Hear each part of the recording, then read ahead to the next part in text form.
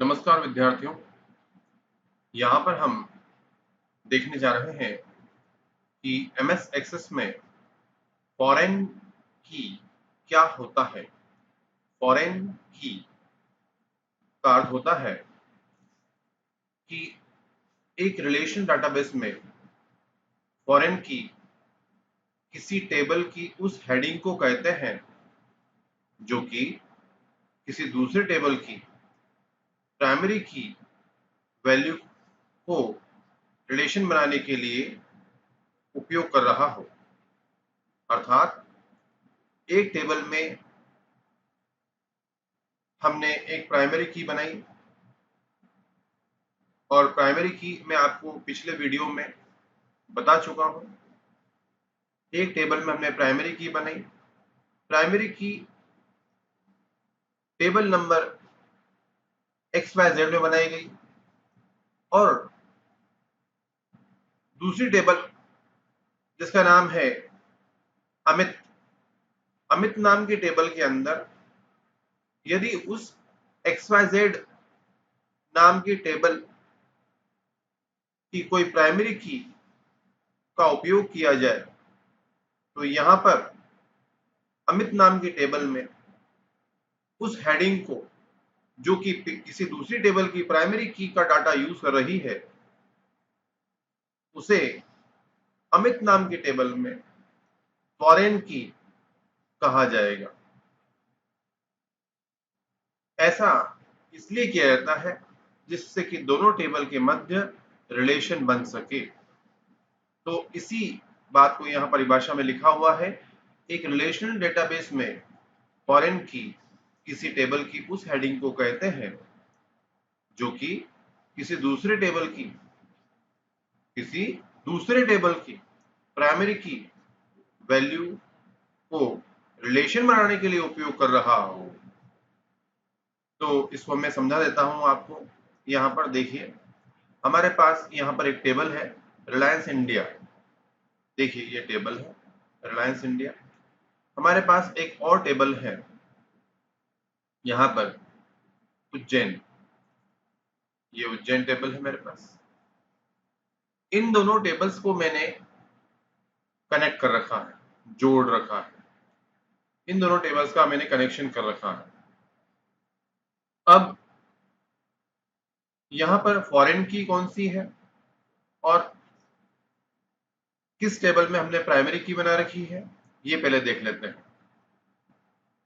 देखिए Reliance India table जो है, इस टेबल में आईडी नाम का जो कॉलम है इसको मैंने प्राइमरी की घोषित कर रखा है क्योंकि मैंने यहाँ पर प्रत्येक customer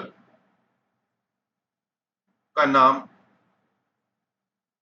city, mobile number, Aadhaar number, date of birth, salary, address इत्यादि कॉमन इंफॉर्मेशन रख रखी है और मैं प्रत्येक कस्टमर को एक यूनिक आइडेंटिफिकेशन नंबर देना चाहता हूं। इसलिए मैंने आईडी नाम का हेडिंग बनाया और मैं चाहता हूं कि किसी का आइडेंटिफिकेशन नंबर दूसरे को ना दे दिया जाए, इसलिए मैंने आईडी को प्राइमरी की घोषित कर दिया है। देखिए ध्यान से, यहां पर हम चलते हैं टेबल के डिजाइन व्यू में। तो इसके लिए आपको व्यू पर क्लिक करना होगा। ये हम आ गए डिजाइन व्यू। आप ध्यान से देखें, आईडी के लेफ्ट साइड में एक चाबी का निशान लगा हुआ है, तो ये प्राइमरी की हुई। कैसे हुआ? राइट क्लिक करके मैंने प्राइमरी की ऑप्शन पर क्लिक कर दिया तो ये प्राइमरी की घोषित हो गई। साथ में मैंने इसको ऑटो नंबर दे रखा है जो कि एक अलग बात है। ऑटो नंबर देना या न देना प्राइमरी की से कोई मतलब नहीं रखता है। ऑटो नंबर इसलिए देते हैं जिससे कि प्रत्येक नए रिकॉर्ड को एक नया नंबर ही मिले, जो कि प्राइमरी की का रूल भी फॉलो करता है। हम चाहें तो बिना ऑटो नंबर दिए हुए भी हम प्राइमरी की के रूल को फॉलो कर सकते हैं, किंतु उसके लिए हमें प्रत्येक हेडिंग में प्रत्येक रिकॉर्ड को खुद एक नंबर टाइप करके, नया नंबर टाइप करके देना होगा। जैसे कि अगर हम किसी आईडी नाम की हेडिंग को ऑटो नंबर नहीं देते हैं और हम उसमें प्राइमरी की का रूल फॉलो करना चाहते हैं कि प्रत्येक रिकॉर्ड को एक यूनिक नंबर मिले, एक नया नंबर मिले, तो उसमें हमें यदि कोई वैल्यू डालनी है तो हम कैसे डालेंगे? पहले रिकॉर्ड में जो आईडी रहेगा उसको 101 दे देंगे, दूसरे रिकॉर्ड में 102 दे देंगे, तीसरे में अपने हाथों से 103 देंगे। किंतु यदि हमने ऑटो नंबर दे रखा है तो ऑटोमेटिकली प्रत्येक रिकॉर्ड को एक नया नंबर मिल जाएगा। इसलिए हम ऑटो नंबर का यूज करते हैं। तो बात थी कि प्राइमरी की और फॉरेन की। अब प्राइमरी की तो हमने यहाँ दे दी, अब फॉरेन की के रूप में इसको कहाँ उपयोग करेंगे? देखिए जरा ध्यान से, हम चलते हैं उज्जैन टेबल में। यहाँ पर मेरे सभी कस्टमर अलग अलग समय पर अलग अलग माल लेने आते हैं, तो वो मैंने यहाँ पर उनको रिलेट करने के लिए, उनको आइडेंटिफाई करने के लिए मैंने वही आईडी फील्ड यहाँ पे भी दे दिया है। देखिए ये आईडी फील्ड मैंने यहाँ दे दिया है। अब ये आईडी फील्ड जो है, क्या इसे प्राइमरी की घोषित करा गया? नहीं। तो हम देखें, हम चलते हैं डिजाइन व्यू पर। देखिए यहाँ पर ये आईडी फील्ड है, वही वाला आईडी फील्ड है, वैसा ही नाम रखा है, किंतु यहाँ पर इसको प्राइमरी की घोषित नहीं किया है। फिर भी ये आईडी फील्ड उस रिलायंस इंडिया टेबल के आईडी फील्ड का ही डाटा यूज कर रहा है। उन लोगों को यहाँ पर जोड़ने के लिए उस डेटा का उपयोग किया जा रहा है। वहां के प्रत्येक व्यक्ति जो यहाँ माल लेने आते हैं, तो उनको इस टेबल से जोड़ने के लिए मैंने आईडी फील्ड बनाया और वही डाटा मैं यहाँ पर यूज कर रहा हूँ। देखिए मैं इसके डेटा शीट व्यू में जाता हूँ। जैसे यहाँ लिखा है 1, ये देखिए इस रिकॉर्ड में 1 लिखा है आईडी में, अर्थात जो संजय नाम का व्यक्ति था उसकी आइडेंटिफिकेशन थी 1 से, तो मैंने यहाँ पर आईडी 1 लिखा।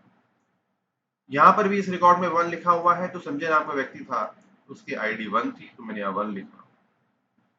यहाँ पर भी मैंने 1 लिख रखा है, तो जो संजय नाम का व्यक्ति था उसको आइडेंटिफाई करने के लिए मैंने यहाँ 1 लिखा।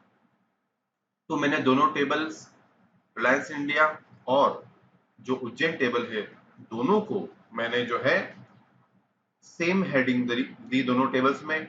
वहां भी आईडी है, यहाँ भी आईडी है, किंतु वो रिलायंस इंडिया में प्राइमरी की घोषित किया गया है और वही हेडिंग उज्जैन टेबल में, जहां पर लोग बार बार माल लेने आते हैं, उनकी रिकॉर्डिंग करने के लिए मैंने आईडी फील्ड ही रखा है।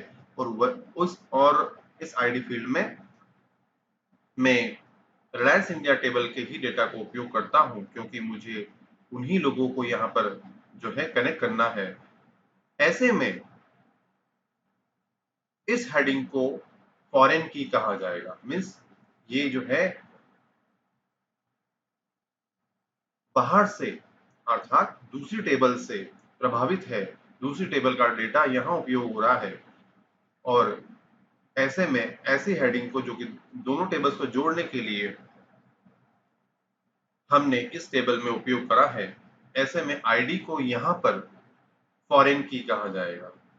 तो जो मैंने आपको डेफिनेशन दी थी कि एक रिलेशन डेटाबेस में फॉरेन की किसी टेबल की उस हेडिंग को कहते हैं जो कि किसी दूसरे टेबल की प्राइमरी की वैल्यू को रिलेशन बनाने के लिए उपयोग कर रहा हूं। अर्थात मेरे उज्जैन टेबल में आईडी नाम का जो फील्ड है, वह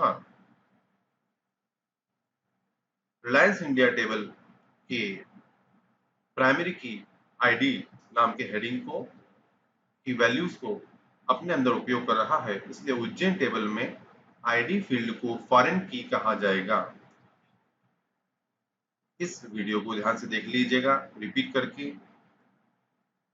नमस्कार।